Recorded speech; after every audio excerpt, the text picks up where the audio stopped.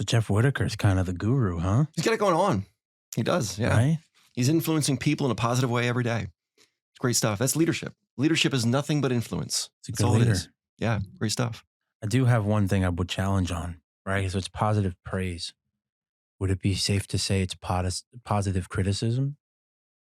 And the only reason I say that is because, right? So if and I'm looking at it from an outsider's perspective, but if I was a business owner, right? I feel like I'm going to answer my own question and I feel like it's wrong, but I'm still going to say it anyway because it makes sense to me saying it out loud. So the idea of like when something gets done and it's like, okay, well, we're on our way there. In order for you to grow, right? Like if you arrive somewhere, then it's done. Like the job is done. If we're constantly in this growth evolution mindset, does it make sense to provide the positive criticism rather than the positive praise in order to just keep it moving forward? Am I making sense? Yeah. Criticizing someone though, that's a tricky one. Right? Yeah. Well, maybe not the person, but criticizing the job or The like the idea. manner in which it was done. I only say that because you ever see the TV show Mad Men? John Hamm, who plays the main character in there, he has a great conversation with somebody. Granted, the way he handles it's a little bit different, but the one woman comes in and she's sitting there and she's talking to him, and he's like, "It's what I pay you for," and she's just like, "Yeah, right, but I can use a thank you," and he goes, "That's what the money's for. Like, it's your job to do this for me, and as my thanks, I do this, and you'll get the recognition, whatever." Right? So I don't know if I could sit here and say I agree with him because a part of me does really agree with him. It's like, right, if I'm paying you to do a job, right? Like what's the need for the positive praise? And if I'm looking at this completely differently, then by all means, maybe it's a new step in life that I should start evaluating. But it's that concept. It's like, if I'm doing this for you, what's the purpose of the praise when the praise is the compensation or the money or the outright, like, you see what I'm saying here? I don't want to say that belittle people to a price point, but maybe I kind of just answered my own question. So how would you square that with the fact that people don't ever quit businesses, people quit people? You think that's true, right? Yes. Yeah, people quit people. People don't quit a business. They always say, "Yeah, I can't stand that person." They say things like that. And they quit the person. The person isn't providing the money, the business is. Okay. No one would say, I quit that business because, I mean, it has been said before, I quit that business because it doesn't pay enough. But if it doesn't pay enough, they're quitting because of the money. They're usually going to the people going, "I'm so sorry, I got to leave. I got to find a job that makes more money." Then they're not really quitting the people. But a lot of times when people quit and they're angry and upset, if they're quitting because they want to quit and they really truly want to, they're not quitting because of the money. They're quitting because of the person. There's someone they're working with. They can't stand them. Interesting. Right. So it's, what really, what matters more, put it like this. If you were to offer Diana a $50 bill or offer her an evening going out to dinner with you, and you would spend that $50 on dinner and she would gain all the time with you, what would she choose? Probably the dinner. I'm not going to say probably. I feel like she would. Yeah. She wouldn't say, no questions back. She wouldn't say, just give me the money. Yeah. So what's she after? She's really after the time. She's after the relationship with you. She's after the what she can feel while being with you. People are emotional beings, and everybody feels the same feelings. Everybody has highs and lows, and everybody's attracted to someone that makes them feel good. So if you can be walking around this world, adding value to people as you're passing by, making them feel even better, you can add value to their life. And believe it or not, they'll then try to help you add value to your life. I can tell you at the winery, there are multiple. Jeff's a good example of this. Jeff left a business where he was making really big money. And he left the business to come to an environment that he enjoyed being in more than what it was before. And he, in the very beginning, he wasn't making the same money. I'm trying to get him to close to the same money, but it wasn't about the money. And it never is. It's always about the feeling, the relationship. Do I enjoy my time? And this goes back to, the saying, you can make all kinds of money in the world, but if you hate what you're doing, what's it worth? You're never getting yesterday back, and it's, so criticizing someone, if I'm ever going to criticize someone, I would either have it pre-set up. In other words, like, we're going to do an annual review of your employment here. And let's talk about things you can improve. But I never criticize the individual. You take it out of them and you say, it's over here. It's kind of like in the last lecture when Randy Pausch talks about, when teams are working together, if Jane comes up with an idea, it's never labeled Jane's idea, right? It's called the computer idea. That way she doesn't identify with the idea.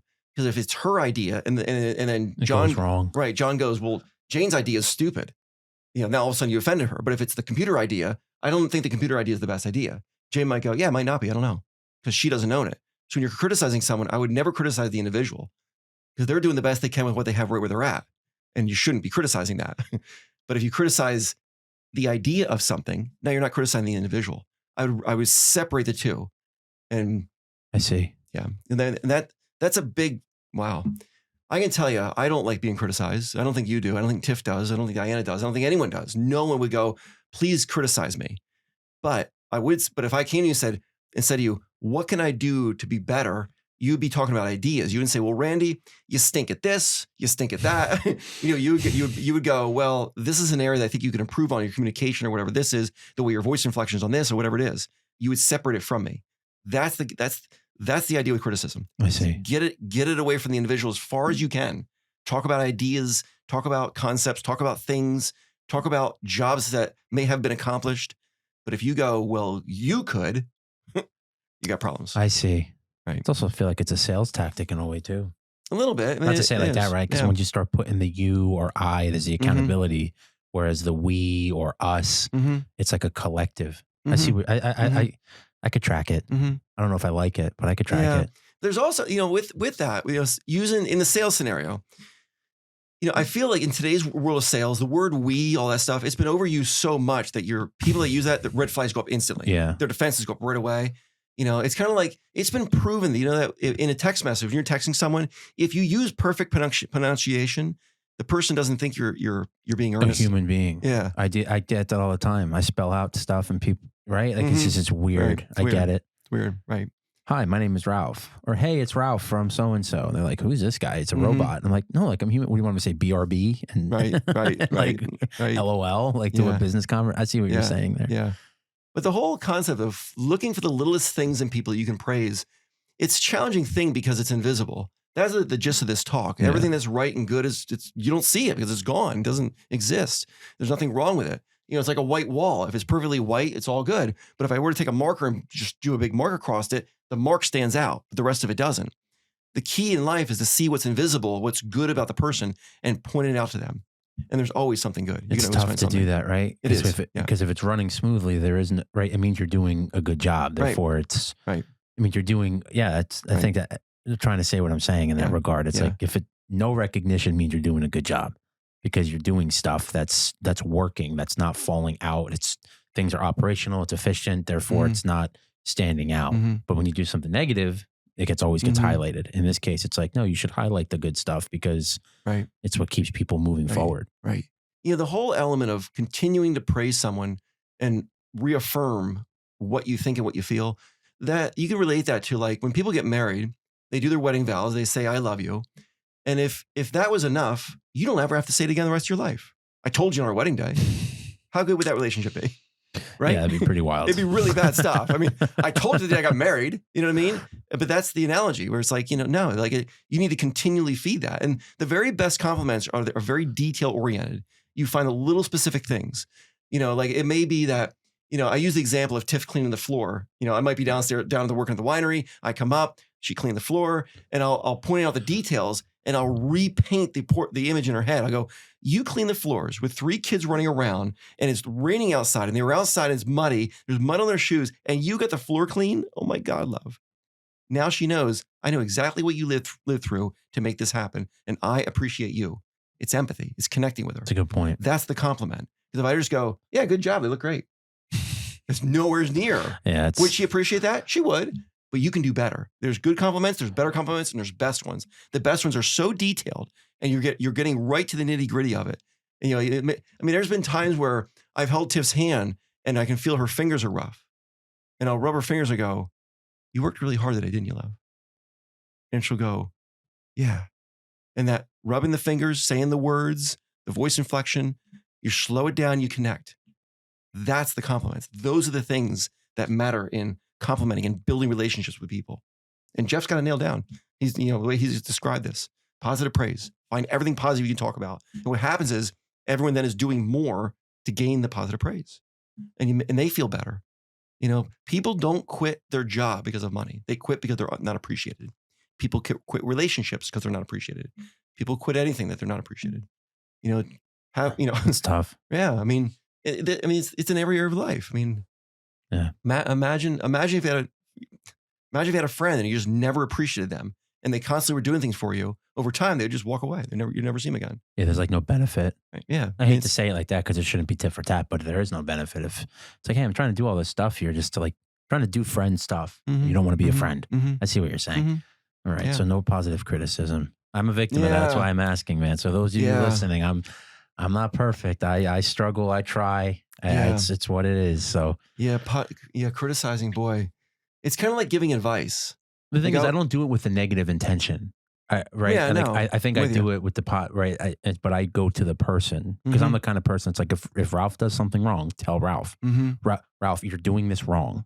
This is wrong. Yeah. And I go, okay, I know not to do it again. What do I got to do to change it? That's how I like to. Yeah. Right. Because I like to it's very direct because it's like, all right, if I'm not doing it wrong, then there's no error. But if I am doing it wrong, you need to tell me, not like, well, this process and this, I'd be like, then there's ways for me to figure it out, right? But if you're asking to someone, hey, tell me direct, I want you to give it to me straight, then fine, sure. Okay. Let me criticize it. Yeah. If you're offering yourself up saying, hey, please tell me straight up, you're not going to hurt my feelings at all. Great. Say it the way it is. But I would never, ever do that to someone that doesn't say, just give it to me straight. Because generally, the best lesson, I don't know why I'm talking about Dick James so much lately, but Dick does this so great for me.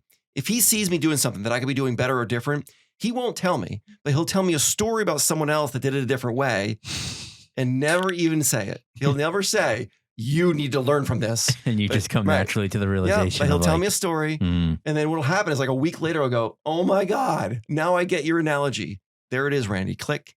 And was he criticizing me? He was, but he was doing it in a way that I was doing the learning. It's that saying, you can never teach someone something that they don't already know. They have to learn it on their own.